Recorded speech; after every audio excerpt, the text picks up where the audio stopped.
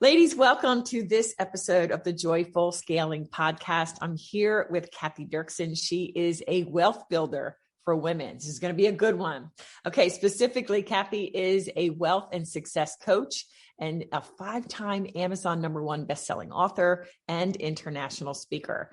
Her passion is dedicated to helping women tap in, I love this, to their own brilliance to create lives filled with genuine joy and fulfillment. And you ladies know I'm all about joy, right? After working as a financial planner for over a decade, Kathy left corporate to start her own business, Inspired Tenacity, where her mission is to create a cycle of wealth and success among women around the world. Welcome, Kathy.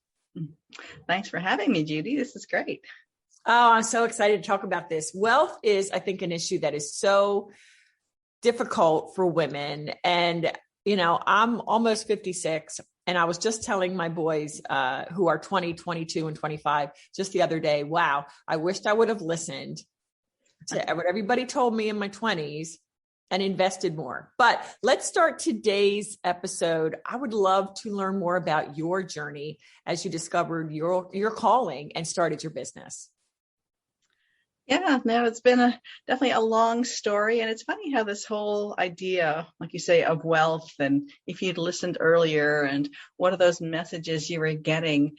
And so I've really been on like I said, a kind of a path of evolution, really, in a way. And about 10 years ago, I was in a marriage that was very toxic, very, the things were going sideways, and it was just an environment that I knew it wasn't going to get fixed. We had done the counseling, we had done the, rearranging, trying to get things different. And it was toxic to the point that my kids were feeling the side effects of it. And I knew I just needed to get us out of there. So that's really where a big part of my journey began. At that time, I had been working in hospital labs. My early education is actually in biology and genetics. So I'd spent a long time working in that field, and I love that field. But as I was going through divorce, and I describe it like I literally threw my life up in the air and reinvented it to make it getting closer to where I needed to be. So at that point, I left my career in genetics. I left my marriage of 25 years. I took my kids, who were teenagers at the time, with me and started on a whole new reality. Wow. So at that time, like, working in a hospital lab was you don't see people. There's not a lot of interaction with people. And I realized I was a people person.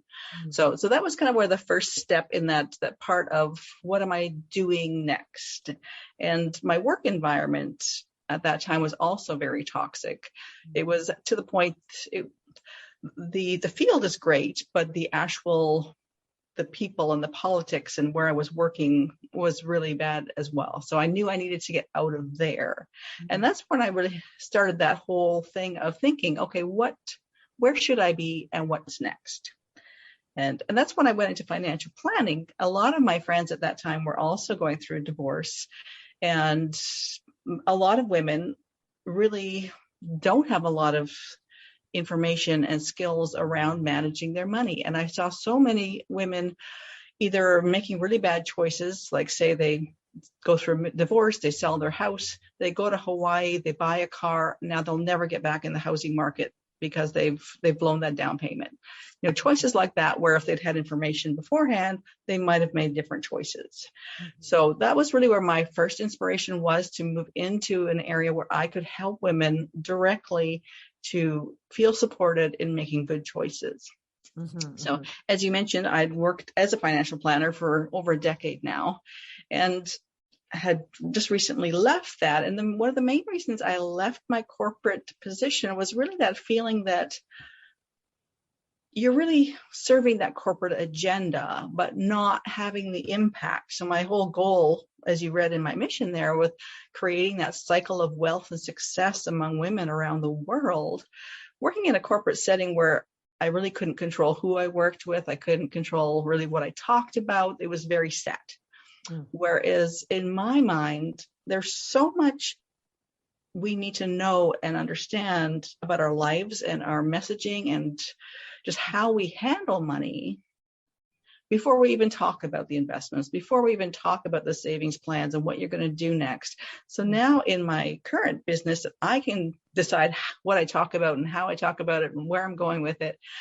I start way before the actual money conversation. It's starting with that whole part of, like you're saying, the messages you got as a child around money. What are your thoughts about money? Because if you don't understand the messaging that you have around money, you really don't make different choices. Wow. So I found that for so many years, I would give women all the information they needed, but nothing would change. So that's where I'm really focused now on helping women to see themselves, to understand where they're coming from, and to make choices that make sense for them. Where what you've just said is, where the rubber really meets the road, Kathy. And I see it also with some of my clients who are paying good money to be in a program, but not all of them show up. Not all of them are actually implementing the great information we give them. And so I know I've lately been kind of taking stock about, okay, what can I do to make that implementation easier? So I love that you went there with that. So I would love to follow up on that. So what are you doing to make it easier for your clients to implement, knowing that we can't, the old saying, you can take a horse to water, but you can't make him drink. Yes. And that's such a true quote and statement. I do love that line. But I think so much of it is, like you're saying, our culture, our society kind of pushes us in a direction, whereas we all have these different messages that we got as children from our family around what money is, what to do with money, the whole thing around, money doesn't grow on trees and that sort of thing. But I find, especially among women, there's a lot of the messaging around struggle and things, especially with, say, single moms. There's a lot of single moms are always broke. I can't pay the bills. There's never enough. Especially around the enough part, that there's always kind of that lack. We're always focused on, I don't have this, I can't do this. Whereas really you are doing it. You have done it. Evidence is showing that you really, those things may not be true. But I found that especially those whole ideas around, give them the information. And again, whether it's your business coaching and showing them how to run a business, or whether it's money coaching, how to do your investments and save for the future, we have to back it up to the point of really looking at what is getting in the way. What are those messages, internal thoughts that are getting in the way? I mean, you probably see it as well when you're doing your business coaching. If a woman has the idea, I'm not a salesperson, I don't know business, especially around sales. And again, it ties into our feeling about money. Whether you're worthy, are you worthy of accepting money from someone? Are you worthy of being that leader, being that role model? So with women, I find there's so much of that side of our internal messaging that gets in the way of us making big changes, really allowing ourselves and giving ourselves permission to even put ourselves in the front, to be our first priority. That's very interesting. I really think that, I guess when I say, and I asked the question and I think you answered it and you got it spot on, the reason why people don't do what they know they should do, whether it's losing weight, doing what you got to do to build a business, or investing and being smart with your money, it all starts right here between ears. Exactly. Right? But what's interesting for me, and I was just talking about this in my Joyful Scaling Intensive that's happening this week. I was saying, everybody says you've got to watch what you think. And that's true, but I take it one step before that. I believe our thoughts stem from our beliefs. And so when you were talking about, these beliefs around money, it's so true, because I was raised poor. I heard stupid stuff. Money doesn't grow on trees. The rich get richer, the poor get poorer. Yeah. You know, my parents were constantly saving the dollars that they could from the paycheck to paycheck living. And, you know, so that was the good thing that they, you know, my mom would always say, pay yourself, but I never really understood it because I didn't see them do it. So why don't you talk a little bit about what challenges specifically do you help women with? Like, what are the key things going on for your clients? Mm-hmm. Yeah. Where I'm really focusing is on women going through big transitions.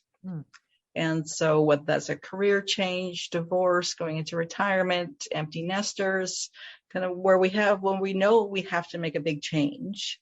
But again, like we say, that we're so stuck in how we used to do things, how we normally do things, what our usual routine is. So a big part of my process is to help women to stop, slow down, think about what you actually want, because that's a huge thing. Most of us don't know what we want. And we don't allow ourselves to step into that of what do I want? Because until you know what you actually want, then all the planning and all those other things are never going to come together, because you're not creating something because you haven't created that vision, that clarity around what is it you're trying to create? What are you trying to move towards? So that's a huge part of it. And again, going back to financial planning, so much of the focus in a corporate setting is on, okay, here's your money. What are you going to do with it? Whereas if you haven't done that first step of clarifying what your real goals are, what that's really going to look like, what do you want it to be, then all those next steps really don't even make sense to do them before you've gone back further to the beginning. What do you want? What do you really want it to look like? How do you see that coming together? Now let's make these pieces fit. Wow.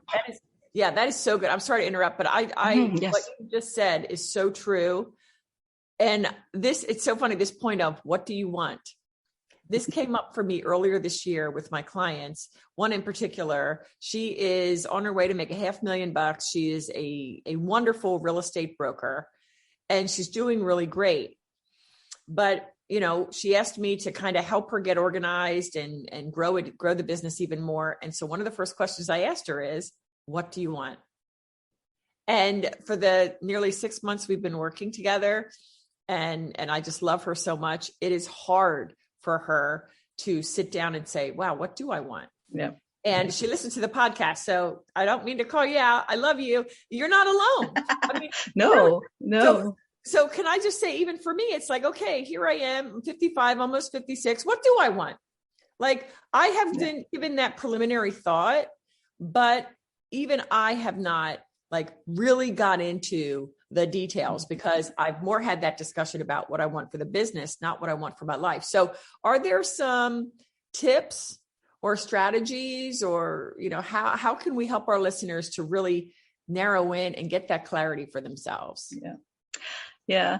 I think one thing that's really helped me a lot on my journey has been connecting with a community of women like this, where we are acknowledging that we all need to work on allowing ourselves to create that vision of what we want.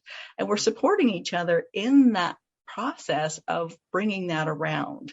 Because I think that's one of the other things that prevents us from even going there is, in general, society tells us, just keep busy, just keep doing it, just keep doing what you're doing. You know, this is what you're supposed to do, go to school and get married, have kids, then you'll retire. But what does that even look like? So we're kind of caught in that thing of just go, go, go, go, go.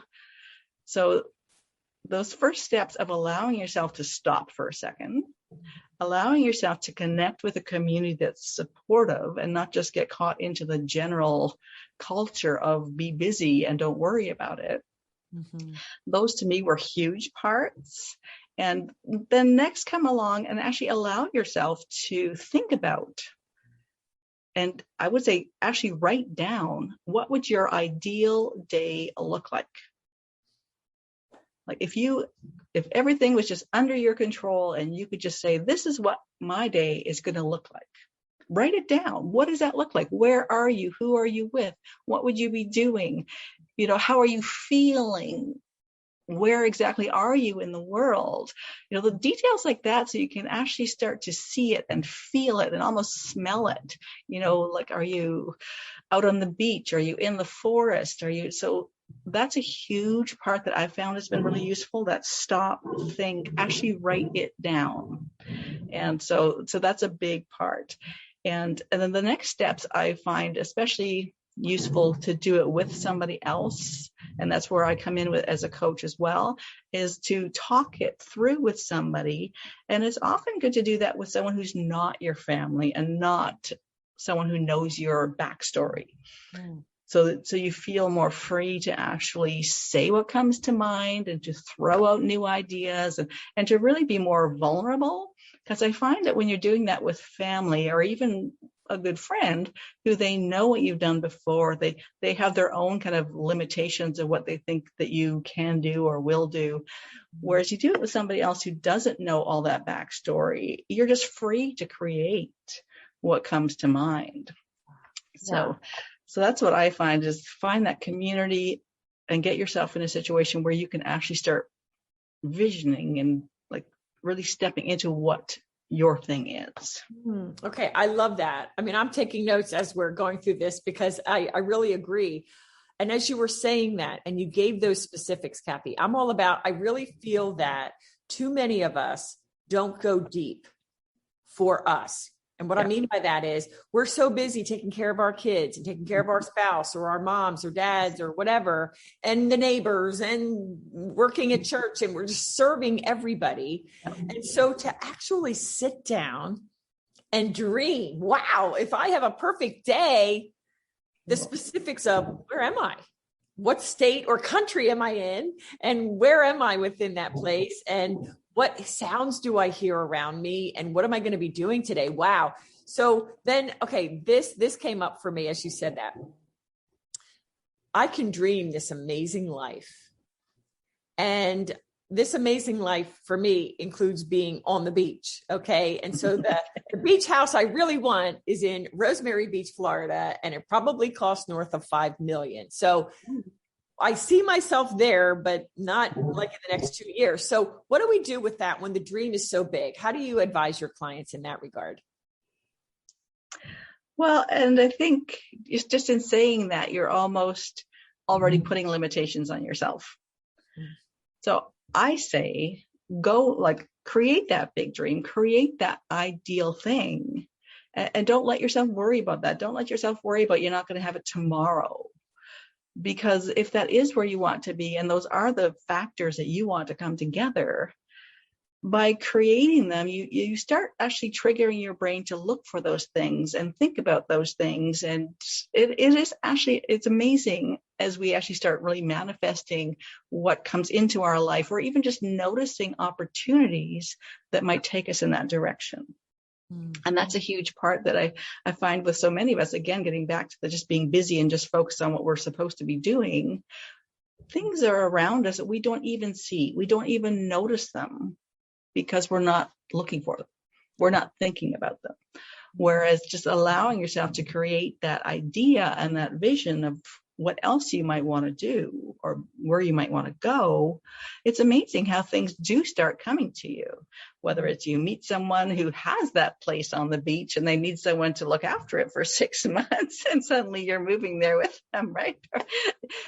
Just things like that happen in your life, that things lead in a direction that they wouldn't have been leading in if you hadn't allowed yourself to even think about it. So yeah. Okay. So that's really good. So as a Christian too, especially, it's like, I was just talking again earlier today on the class that I did, that with God, everything is possible. What may feel impossible is not impossible. It's possible in him if it is his will. So I love this. Ladies listening, do this exercise.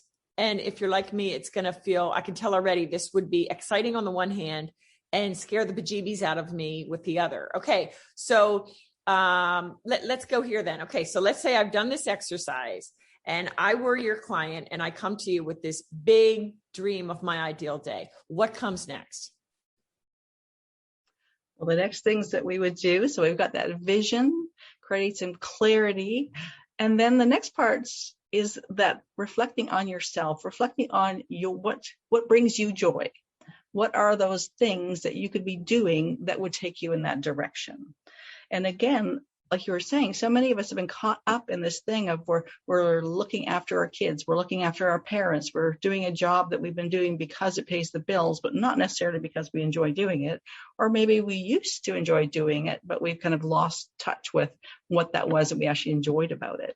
So that next step of really looking at ourselves and thinking, what would inspire me and motivate me to reach further and to think bigger? So that's the next thing, is that really focusing on your own brilliance and what you bring to the table. And like you say, I mean, I'm pushing 58, and I mean, so many of us, we've had so many life experiences, we have so much education, we have skills, we have experience, we have these things to bring to the table that we're not using. And in a lot of cases, we've almost forgotten about some of them. Mm-hmm. So really letting ourselves look at what are those things that I'm naturally good at? What are those things that excite me and bring me joy? And let's look at ways to bring those into our life. So now that we've got that vision of what we want, we're bringing that energy in behind it of, okay, I'm going to do something I really enjoy doing to get there. Now let's move it all forward. Mm-hmm. That is so good. And one other thing you said, it all points back to joy. Our purpose on earth is to serve the Lord, and he wants us to do it with joy. So for that, I mean, if anyone listening is like, oh, this just feels so selfish and it just doesn't feel right. Wait a minute. We are doing things, and for the moment we're being selfish. Okay, what is this? But I think part of the conversation that you have to go through, even with yourself, is kind of looking to God and saying, Lord, here is my vision. Here is what, given my strengths and the gifts you've given me, this is what I see for my future. Like, what do you think about it? And really just laying it all out there and listening and saying, okay, am I hearing confirmation in my spirit? Like, do I, so it may sound a little woo-woo, but we Christians need to go all in on our faith. And what did Jesus say? You have not because you ask not. So this is a really great conversation. So in the way of wealth, Kathy, it's not just money, right? Wealth is wealth in relationships, wealth in health, right? Exactly. And we all have our own definition of wealth and success, and not to let other people's, again, like you're saying, so much of the messaging we get around wealth is about our money and our investments and building that side of things. Whereas really to feel wealthy and to feel whole, so much more of it is about our relationships. And are we doing those things that excite us? Are we doing those things that make us feel happy? And like going back to what you were saying as well about feeling selfish about thinking about ourselves. But when you think about it, if we are feeling stuck and miserable and just knowing that there's more to life that we're not doing, when we're feeling like that, we can't really serve others properly. We can't be there for our kids. We can't be as supportive for our parents. We can't be as good a team worker in our job. Whereas flip that around and allowing ourselves to do things that make us feel excited, to make us feel that we are contributing and being a leader and being a role model, suddenly you're feeling inspired and energized, and that kind of thing is contagious. I mean, being grumpy is contagious as well. Yeah. But so is inspiration and joy and excitement. Feeling those and living those helps to spread that among your family and your community and the world, really. And that's part of my whole vision there at the beginning with the creating that cycle of wealth and success among women around the world, is this theory of it being a ripple effect. So as you allow yourself to step into that excitement and joy, that allows it to ripple over to your family and your friends and your community. And as that ripple continues, it moves out further than you'll ever know. Wow, that is so good. Okay, that takes away any selfish thing, that any selfish thought now has gone, because exactly. I love it by being, and you know what, part of it too, I think, is by stepping into the person that God intended you to be. That is when you can fully serve others. So I love that. Wow. Yes. That is so good. Yes. All right. I can't believe how quickly time is going. Well, I want to acknowledge the fact that your book, Invisible No More, Invincible Forevermore, is in the running for the Reader's Choice Award. So congratulations on that. And I would love for you to share with the listeners some of your upcoming projects that they're excited about. All right. Yes. Yeah. So that's my 5th book. So they've all been collaborative books with groups of women.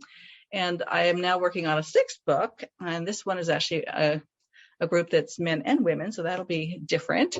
And I'm still fine tuning exactly what I'm writing about. It's supposed to be finished writing in January and then released sometime in February. So you'll have to come back to me on that one.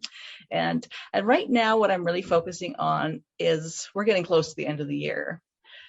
And this whole idea of us creating an inspiration and building some momentum to make big changes and get that ball rolling right now. Mm-hmm. So I'm really focusing right now on that. I'm calling it Kickstart. So reignite your life with a kickstart. And so I'm doing both one-on-one calls with people to get them started in that. And I've got some webinars coming up as well that will be out there for everyone to just watch and enjoy. And then going from there, that will be then going into my longer program. So I've got 6-month programs as well. So when you think about it, quite often there's that first really sinking your teeth into it and getting that kickstart. But then to actually create that change and to make it a routine and build on the ideas you've created, that's a longer process.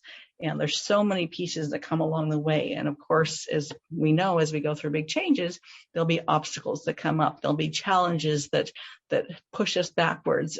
So to get along and past a lot of those things, I find having the support and someone to go back and forth with as we move forward is huge. So that's where I'm really focusing in the next little while.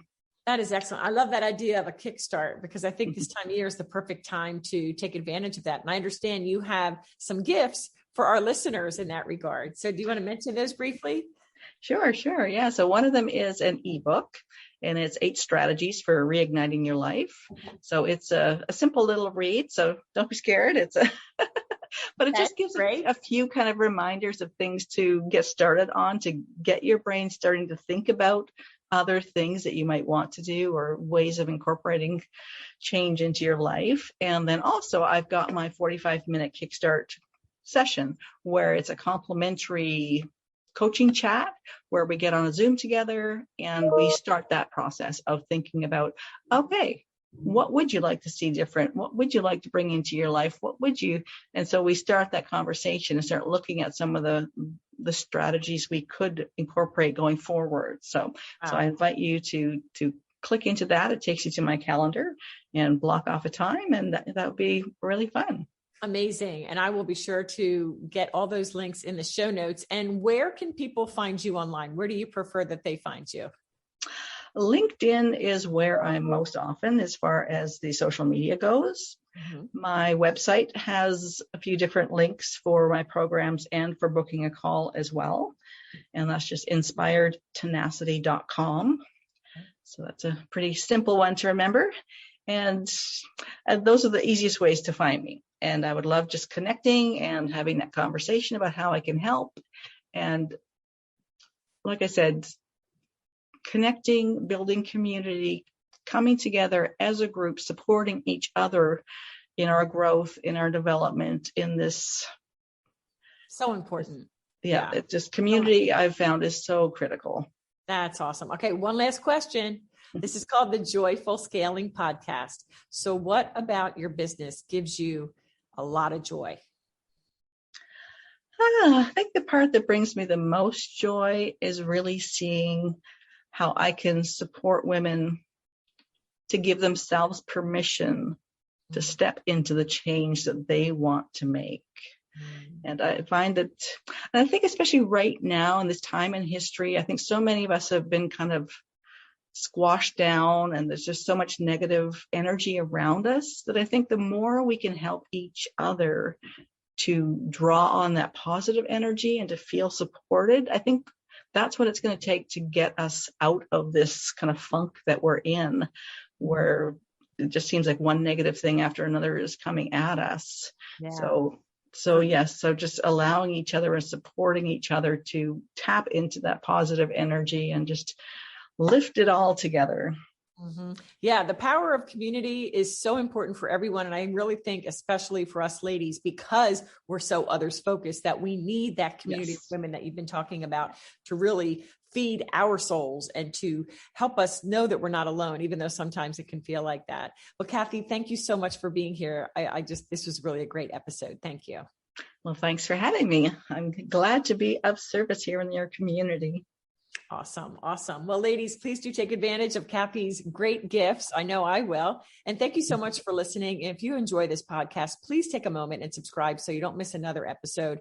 And by the way, if you haven't yet left a rating and a review, especially on iTunes, would you please do so to help us move up in the ranks? And as always, we love to hear your feedback. So let us know other guests or other topics we could cover. So thanks again for listening, and we will see you next time.